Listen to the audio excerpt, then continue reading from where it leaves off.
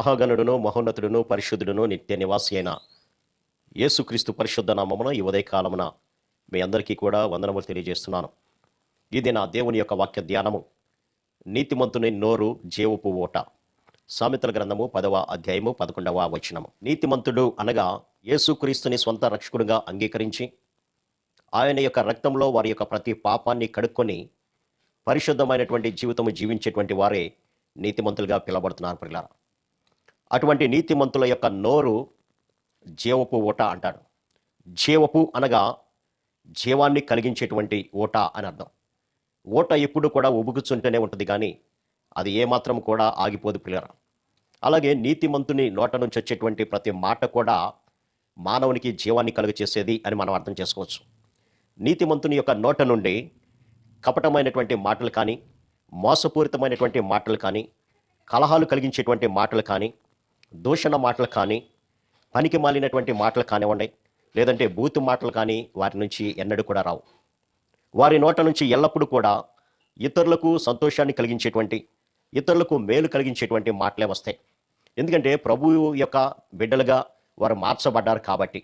అందుకని ఎఫెసీ పత్రికలో కూడా మనం చూస్తే అక్కడ అంటారు, వినువారికి మేలు కలుగునట్లుగా అవసరమును బట్టి అనుకూలమైనటువంటి క్షేమాభివృద్ధికరమైనటువంటి వచనాలే మీరు పలుకుడి, కానీ మీ నోట ఎటువంటి దుర్భాష రానియకూడదు అని అంటారు. అందుకనే ప్రభువునందు విశ్వాసం ఉంచినటువంటి వారు వారి జీవితాలను ప్రభు యొక్క రక్తములో కడుక్కున్నారు కాబట్టి, ప్రభువును పోలినటువంటి మనసు వారు కలిగి ఉన్నారు కాబట్టి, వారి నోట నుండి ఎల్లప్పుడూ కూడా మానవునికి జీవాన్ని కలిగించేటువంటి మాటలే వస్తూ ఉంటాయి ప్రియులారా. అందుకనే 13వ అధ్యాయము సామెతల గ్రంథం 14వ వచనం కనుక మనం చూస్తే, జ్ఞానుల మాటలు జీవపు ఓట, అది మరణపాశము నుండి విడిపిస్తుంది అని అంటారు.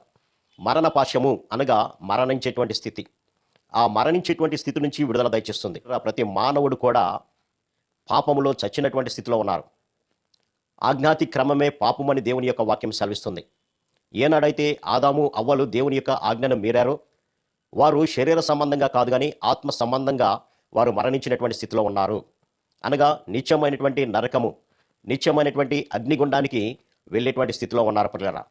అటువంటి వారికి నీతిమంతుడైనటువంటి వారు దేవుని యొక్క మాటలను తెలియపరచడం ద్వారా దేవుడు మన కొరకు ఏర్పాటు చేసినటువంటి ఆ రక్షణ కార్యము, అనగా ఆయన భూమి మీదకి వచ్చి మనందరి యొక్క దోషాలను, పాపాలను తీసివేయడానికి ఏ విధంగా ఆయన శ్రమపడ్డాడో, ఏ విధంగా బాధపరచబడ్డాడో, ఏ విధంగా అయితే తన యొక్క చివరి రక్తపు బొట్టు వరకు మన కొరకు ఆయన కాచారో, ఆ రక్తములను విశ్వసించడం ద్వారా కలిగేటువంటి గొప్ప రక్షణ కార్యాన్ని గురించి నీతిమంతుల యొక్క నోరు ఎల్లప్పుడూ కూడా పలుకుతూనే ఉంటుంది పిల్లరా.